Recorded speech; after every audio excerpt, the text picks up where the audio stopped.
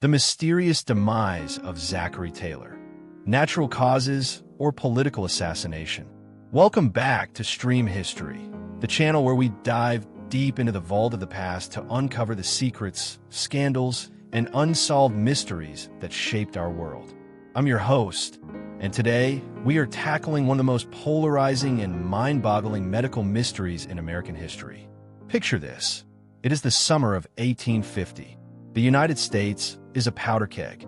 Tensions over the expansion of slavery into newly acquired Western territories are boiling over, threatening to tear the young nation apart. In the center of this geopolitical storm stands the 12th President of the United States, Zachary Taylor.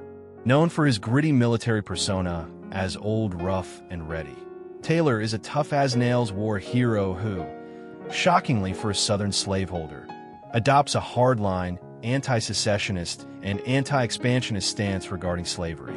On July 4th, during a sweltering Washington, D.C.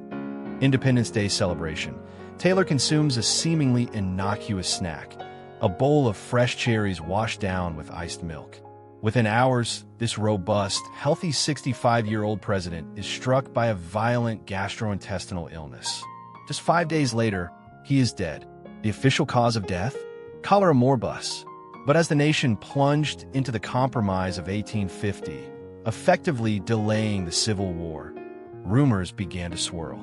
Was his death truly the result of a bad bowl of cherries and contaminated milk?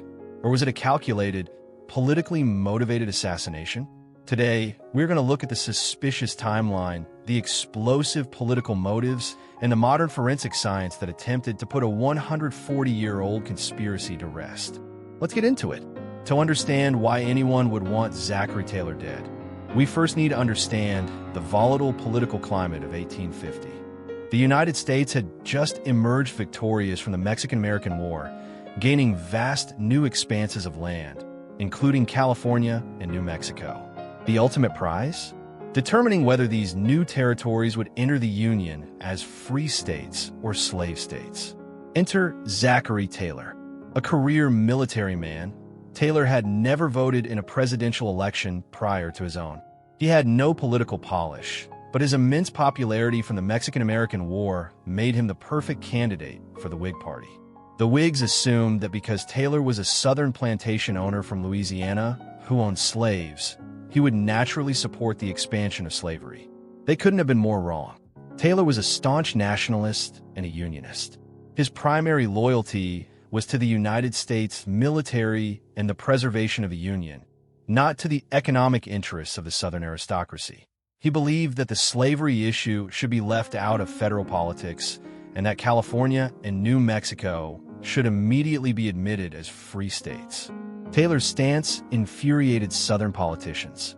Prominent figures like Senator Jefferson Davis, who was also Taylor's own son-in-law, and Henry Clay, the powerful architect of the proposed Compromise of 1850, found themselves at total odds with the president. Taylor openly threatened to veto any compromises that threatened to divide the country, and he famously declared that he would personally lead the army to hang anyone who attempted to secede from the Union. With Taylor in the White House, the pro-slavery faction was effectively blocked. His stubborn, uncompromising attitude meant that legislation favored by Southern extremists could not pass. To his political rivals, Zachary Taylor wasn't just a political obstacle. He was an existential threat. And in the high-stakes world of 19th century American politics, when political obstacles couldn't be voted out, they were sometimes permanently removed. Let's fast forward to July 1850. Washington, D.C. is notorious for its oppressive summer heat and humidity. On the morning of July 4th, President Taylor attended a ceremony to lay the cornerstone of the Washington Monument. By all accounts, it was a grueling, hot day. After standing in the blistering sun, Taylor visited the nearby grounds of the White House, where he reportedly cooled off by consuming a large quantity of fresh, acidic cherries and washing them down with iced milk. Later that evening, he returned to the White House and complained of feeling unwell. What started as a mild stomachache quickly escalated into a nightmare. Within 24 hours, the president was suffering from severe abdominal cramps, violent nausea, a high fever, and explosive diarrhea. The sequence of events is notoriously documented by his personal physicians. They diagnosed him with cholera morbus, a 19th century medical catch-all term for acute gastroenteritis or severe bacterial infection of the intestines. In the mid-19th century, before the discovery of germ theory, medical treatments were often as deadly as the diseases themselves. The doctor subjected the ailing president to bloodletting, applied skin-blistering poultices, and dosed him with heavy amounts of opium and calomel, mercury chloride.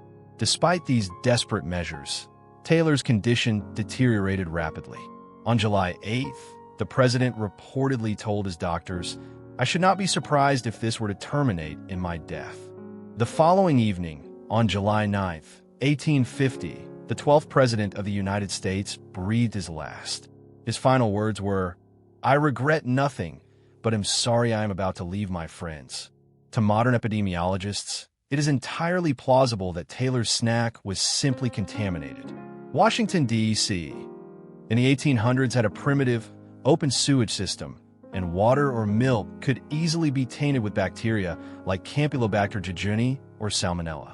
The sudden consumption of cold dairy and acidic fruit on a hot day could easily trigger severe gastroenteritis. However, to the suspicious minds of the 19th century, the timeline was simply too convenient. With Taylor out of the way, the path was instantly cleared for Vice President Millard Fillmore to take the oath of office. Fillmore was far more sympathetic to the Southern cause, and shortly after Taylor's death, the Compromise of 1850 was successfully pushed through Congress.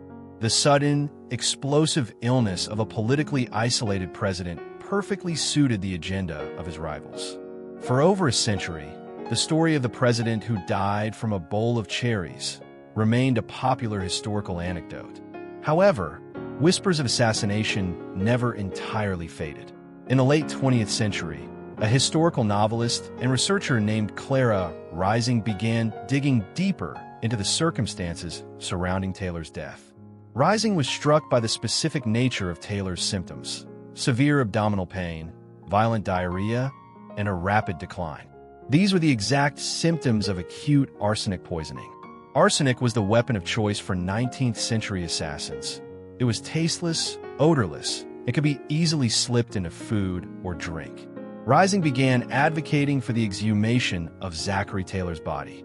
She theorized that political rivals, eager to unblock the path to the expansion of slavery, had laced the president's cherries or iced milk with a fatal dose of arsenic. Finally, in 1991, Taylor's descendants and the use government agreed to the unprecedented exhumation of the 12th president's remains. The goal was to subject Taylor's hair, fingernails, and bone tissues to modern forensic testing. Arsenic is a heavy metal that binds to keratin, meaning it remains trapped in hair and nails for centuries. If Taylor had been poisoned, the evidence would still be there. The forensic examination was led by Dr. George Nichols, Kentucky's chief medical examiner, and included testing at the prestigious Oak Ridge National Laboratory. Scientists used a nuclear reactor to bombard the samples with neutrons, a highly sensitive technique capable of detecting microscopic quantities of arsenic. The results of the exhumation were both groundbreaking and anticlimactic. The tests did detect trace amounts of arsenic in Taylor's hair and nails. However, the levels were remarkably low. Experts concluded that these trace amounts were entirely natural, consistent with the environmental exposure any human might experience, and hundreds to thousands of times lower than the concentration required to cause death. The forensic verdict was unequivocal. Zachary Taylor did not die from arsenic poisoning. The ghost of assassination was finally put to rest, and the blame returned to 19th century food contamination and aggressive medical treatments. Even though modern science ruled out arsenic poisoning, the question remains: if his rivals had chosen another poison or if the food was simply tainted, is it possible foul play was still involved? To answer this, let's look at the prime suspects and their motives. Suspect 1. The political rival. Senator Henry Clay. Henry Clay was one of the most powerful and influential politicians in 19th century America. Known as the Great Compromiser, Clay had spent his career crafting legislative deals to keep the North and South together. Clay was the primary architect of the Compromise of 1850, but Zachary Taylor's hardline, anti-secession stance stood directly in his way. Taylor threatened to veto the compromise, and there was immense bad blood between the two men. With Taylor gone, the primary roadblock to the compromise was removed. While it is historically recognized that Clay was a master of legislation rather than a secret poisoner, the political convenience of Taylor's death cast a long shadow over Clay's legacy. Suspect 2. The pro-slavery faction beyond individuals. There was a wider, more shadowy network of pro-slavery extremists who despised Taylor's unionist policies. Taylor had shocked the nation by threatening to use the United States military against any state that tried to secede. Southern leaders viewed this as an act of betrayal. It is widely documented that pro-slavery advocates were desperate to replace Taylor with a leader more sympathetic to their economic interests. While no direct smoking gun has ever been found linking Southern conspirators to Taylor's kitchen, the political motive for his removal was stronger than almost any other in the era. Suspect 3. Vice President Millard Fillmore. When Taylor died, Vice President Millard Fillmore took the oath of office. Fillmore was a moderate Whig who held views much more aligned with Henry Clay. Immediately following Taylor's death, Fillmore reversed the administration's stance and actively championed the Compromise of 1850. Following Taylor's death, rumors even surfaced that Fillmore had received a letter from a Jesuit official confessing to the poisoning of his predecessor. However, this theory has largely been dismissed by historians as a baseless conspiracy. Fillmore's ascension resulted in a peaceful, albeit controversial, legislative transition rather than an outright coup. Suspect 4. The doctors themselves, medical assassination. Many modern historians, including Samuel Eliot Morison, have proposed a different kind of murder, medical malpractice. Taylor was a resilient, strong, 65-year-old. Proponents of this theory argue that had his doctors left him alone to rest and recover from his bacterial gastroenteritis, he likely would have survived. Instead, the repeated bloodletting, mercury dosing, and blistering administered by his physicians effectively weakened the president's immune system, accelerating his demise. While a gross form of incompetence, it was standard medical practice for the 1850s, ruling out malicious intent. To truly get to the bottom of the Zachary Taylor mystery, we have to look at the broader medical reality of Washington, D.C. in the mid-19th century. To the modern medical community, it is obvious that Zachary Taylor suffered from acute gastroenteritis, which likely resulted from bacterial food poisoning rather than murder. In the 1800s, Washington, D.C. was notorious for its poor sanitation. The city's water supply was frequently contaminated by open sewage systems and cesspools. Outbreaks of cholera and dysentery were common occurrences, especially during the sweltering, humid summer months.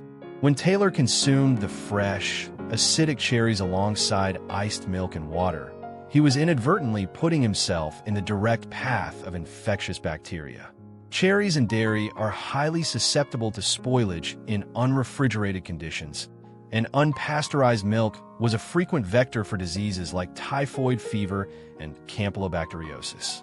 Furthermore, the cherry and milk combination had a somewhat mythical status in American folklore for decades following Taylor's death. For over a century, mothers and grandmothers warned their children that eating cherries and washing them down with milk was a lethal combination. While modern science confirms that the mixture itself isn't deadly, eating contaminated versions of these foods certainly was. Thus, the most scientifically supported explanation for Taylor's sudden decline is the simplest one: bad luck and contaminated food. His cholera morbus was almost certainly a severe case of bacterial gastroenteritis caused by his seemingly innocent 4th of July snack. Zachary Taylor's death permanently altered the trajectory of American history. His sudden passing removed the most significant obstacle to the Compromise of 1850. The Compromise, shepherded through Congress by Millard Fillmore and Henry Clay, was designed to satisfy both Northern and Southern interests. It admitted California to the Union as a free state, but it also enacted the harsh Fugitive Slave Act, which required runaway slaves to be returned to their owners, even if they were in a free state. While the Compromise of 1850 successfully passed, it was ultimately a temporary band-aid on a gaping political wound. The Fugitive Slave Act deeply outraged Northerners and galvanized the abolitionist movement. By delaying the conflict, the Compromise allowed the North to grow in population and industrial strength. When the American Civil War finally erupted in 1861, the North was far better equipped to fight it than they would have been in 1850. Many historians argue that if Taylor had lived and vetoed the Compromise, the Civil War might have broken out a decade earlier. Whether Taylor could have successfully held the Union together, or whether his uncompromising stance would have triggered immediate secession, remains one of the great what-ifs of American history. Let's return to the 1991 exhumation to examine the forensic results and what they mean in the grand scheme of historical investigation. When the Oak Ridge National Laboratory and the Kentucky Medical Examiner released their findings, they definitively closed the book on the classic Arsenic assassination conspiracy. The nuclear tests proved that the arsenic levels in Taylor's hair and bone were entirely normal. They were far too low to have caused death. However, in the world of historical forensics, one lingering question remained. If he was poisoned, could it have been a different type of poison? While arsenic is the most famous 19th century poison, there were other heavy metals and plant-based toxins, such as strychnine, belladonna, or aconite, that could have been employed. Yet, as forensic pathologists pointed out, if an assassin had used an alternate toxin, it would likely have left distinct, recognizable symptoms. The gastrointestinal distress, rapid dehydration, and fever exhibited by Taylor are perfectly consistent with bacterial gastroenteritis. The forensic consensus, therefore, remains heavily tilted toward death by natural causes, specifically severe gastroenteritis, exacerbated by primitive, life-threatening medical treatments. While the political motives to remove Taylor were incredibly high, the physical evidence simply does not support the murder by poison theory. Zachary Taylor's presidency was incredibly brief, lasting only 16 months. He was elected without a political background, governed with the grit of a battlefield general, and died before his true political vision could be realized. Despite his short time in office, Taylor left an indelible mark on the American presidency. He proved that a military hero could command the respect of the American people, and he demonstrated an unwavering commitment to the preservation of the United States, even if it meant defying the very establishment that elected him. Today, Zachary Taylor rests in the Zachary Taylor National Cemetery in Louisville, Kentucky. His grave is marked by a beautiful monument of limestone, marble, and granite, located in a quiet, peaceful setting. While his death gave rise to decades of conspiracy theories, the site serves as a lasting tribute to a man who lived and died in service to his country. So, what is the final verdict? Vụ đầu độc bí ẩn, Zachary Taylor chết vì nguyên nhân tự nhiên hay bị ám sát chính trị? Based on the explosive political timeline, it is easy to see why contemporaries and later historians suspected foul play. Taylor was actively blocking the pro-slavery agenda, and his sudden death was incredibly convenient for his political rivals. However, when we combine the circumstantial evidence with modern forensic science, the mystery unravels. The 1991 exhumation and neutron activation analysis at the Oak Ridge National Laboratory definitively proved that Zachary Taylor was not assassinated via arsenic poisoning. The most probable reality is that on a scorching July 4th, an overheated 65-year-old president consumed a large quantity of fresh cherries and iced milk.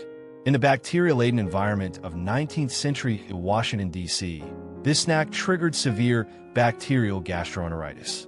His doctors then worsened the situation with outdated and aggressive medical therapies that further weakened his body. Ultimately, Zachary Taylor was not the victim of a calculated political assassination. Instead, he fell victim to the primitive sanitation and medical knowledge of the 19th century.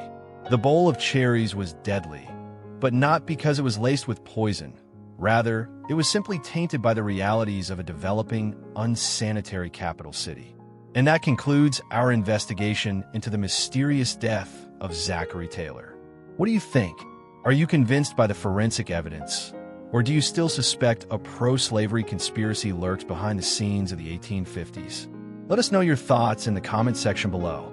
If you enjoyed this deep dive into American political history, make sure to hit that like button, share this video with a fellow history buff, and subscribe to Stream History for more unsolved mysteries and deep dives. Don't forget to ring the notification bell so you never miss an episode. Thanks for tuning in, and we will see you in the next chapter of history. Stay curious.